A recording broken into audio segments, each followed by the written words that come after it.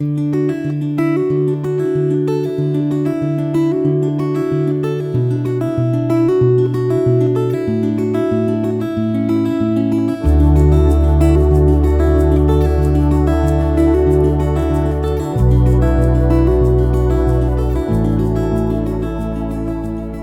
reading begins in Judges, chapter 6, starting in verse 1.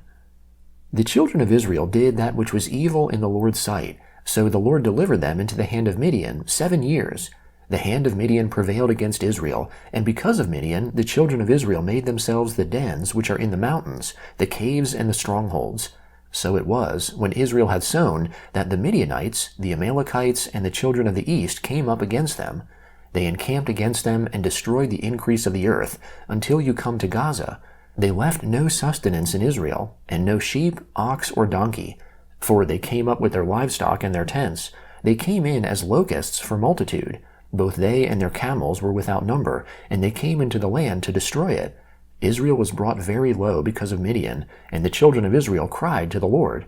When the children of Israel cried to the Lord because of Midian, the Lord sent a prophet to the children of Israel, and he said to them, The Lord, the God of Israel, says, I brought you up from Egypt, and brought you out of the house of bondage.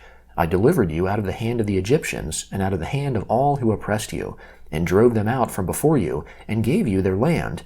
I said to you, I am the Lord your God. You shall not fear the gods of the Amorites, in whose land you dwell. But you have not listened to my voice. The Lord's angel came, and sat under the oak which was in Ophrah, that belonged to Joash the Abiezrite. His son Gideon was beating out wheat in the winepress to hide it from the Midianites. The Lord's angel appeared to him, and said to him, The Lord is with you, you mighty man of valor. Gideon said to him, O my Lord, if the Lord is with us, why then has all this happened to us? Where are all his wondrous works which our fathers told us of, saying, Didn't the Lord bring us up from Egypt? But now the Lord has cast us off, and delivered us into the hand of Midian. The Lord looked at him, and said, Go in this your might, and save Israel from the hand of Midian. Haven't I sent you? He said to him, O Lord, how shall I save Israel? Behold, my family is the poorest in Manasseh, and I am the least in my father's house. The Lord said to him, Surely I will be with you, and you shall strike the Midianites as one man. He said to him, If now I have found favor in your sight, then show me a sign that it is you who talk with me. Please don't go away until I come to you and bring out my present and lay it before you. He said, I will wait until you come back. Gideon went in and prepared a young goat and unleavened cakes of an ephah of meal. He put the meat in a basket, and he put the broth in a pot, and brought it out to him under the oak, and presented it. The angel of God said to him, Take the meat and the unleavened cakes, and lay them on this rock, and pour out the broth. He did so. Then the Lord's angel stretched out the end of the staff that was in his hand, and touched the meat and the unleavened cakes, and fire went up out of the rock, and consumed the meat and the unleavened cakes. Then the Lord's angel departed out of his sight. Gideon saw that he was the Lord's angel, and Gideon said, Alas, Lord God, because I have seen the Lord's angel face to face. The Lord said to him, Peace be to you, don't be afraid, you shall not die. Then Gideon built an altar there to the Lord, and called it, The Lord is Peace. To this day it is still in Ophrah of the Abiezrites. That same night the Lord said to him, Take your father's bull, even the second bull 7 years old, and throw down the altar of Baal that your father has, and cut down the Asherah that is by it. Then build an altar to the Lord your God on the top of this stronghold, in an orderly way, and take the second bull, and offer a burnt offering with the wood of the Asherah which you shall cut down. Then Gideon took 10 men of his servants, and did as the Lord had spoken to him. Because he feared his father's household and the men of the city, he could not do it by day, but he did it by night. When the men of the city arose early in the morning, behold, the altar of Baal was broken down, and the Asherah was cut down that was by it, and the second bull was offered on the altar that was built. They said to one another, Who has done this thing? When they inquired and asked, they said, Gideon the son of Joash has done this thing. Then the men of the city said to Joash, Bring out your son, that he may die, because he has broken down the altar of Baal, and because he has cut down the Asherah that was by it. Joash said to all who stood against him, Will you contend for Baal, or will you save him? He who will contend for him, let him be put to death by morning. If he is a god, let him contend for himself, because someone has broken down his altar. Therefore on that day he named him Jerubbaal, saying, Let Baal contend against him, because he has broken down his altar. Then all the Midianites and the Amalekites and the children of the east assembled themselves together, and they passed over, and encamped in the valley of Jezreel.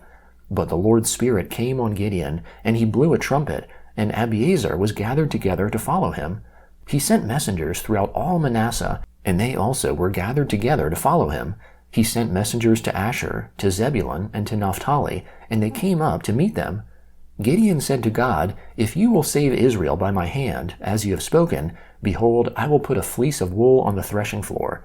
If there is dew on the fleece only, and it is dry on all the ground, then I'll know that you will save Israel by my hand, as you have spoken. It was so, for he rose up early on the next day, and pressed the fleece together, and wrung the dew out of the fleece, a bowl full of water. Gideon said to God, Don't let your anger be kindled against me, and I will speak but this once. Please let me make a trial just this once with the fleece. Let it now be dry only on the fleece, and on all the ground let there be dew. God did so that night, for it was dry on the fleece only, and there was dew on all the ground.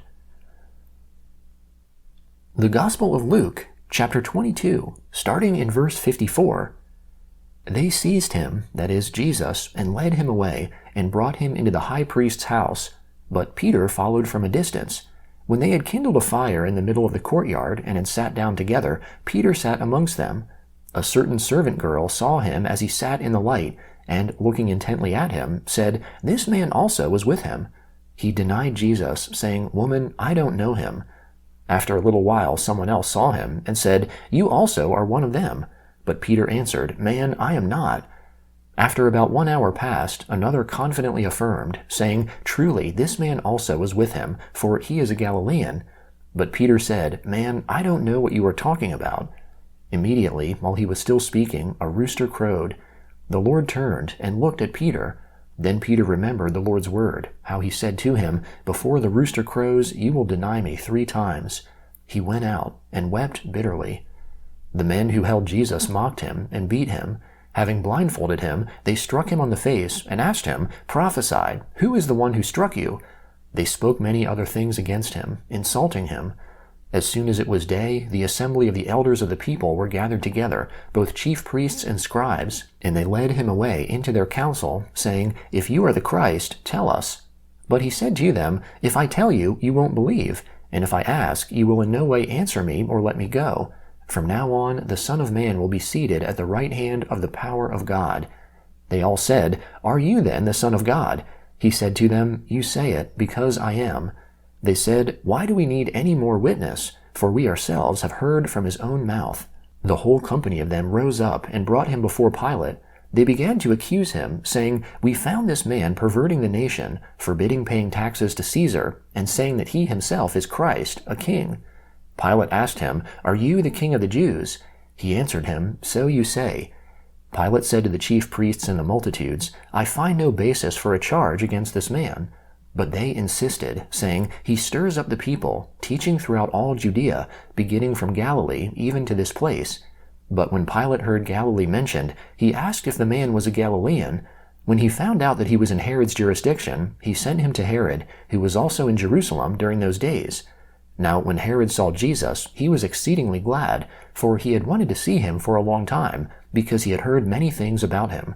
He hoped to see some miracle done by him. He questioned him with many words, but he gave no answers.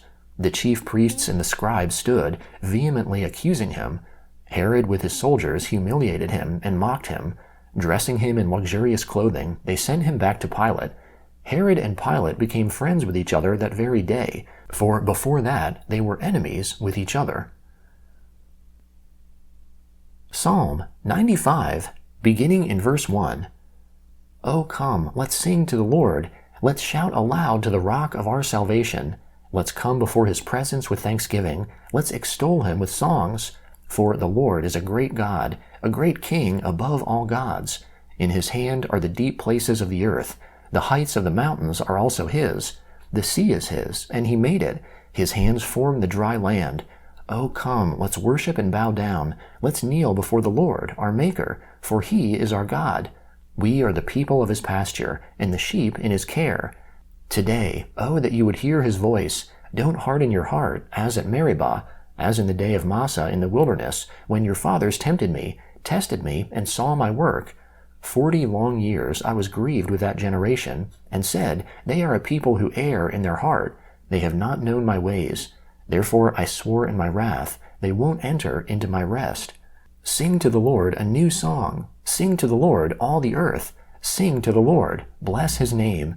Proclaim his salvation from day to day. Declare his glory amongst the nations, his marvelous works amongst all the peoples. For the Lord is great, and greatly to be praised. He is to be feared above all gods. For all the gods of the peoples are idols, but the Lord made the heavens. Honor and majesty are before him. Strength and beauty are in his sanctuary. Ascribe to the Lord, you families of nations. Ascribe to the Lord glory and strength. Ascribe to the Lord the glory due to his name.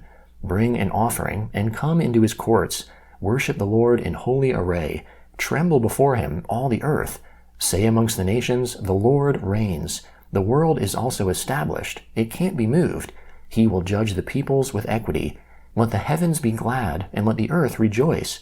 Let the sea roar, and its fullness. Let the field and all that is in it exult.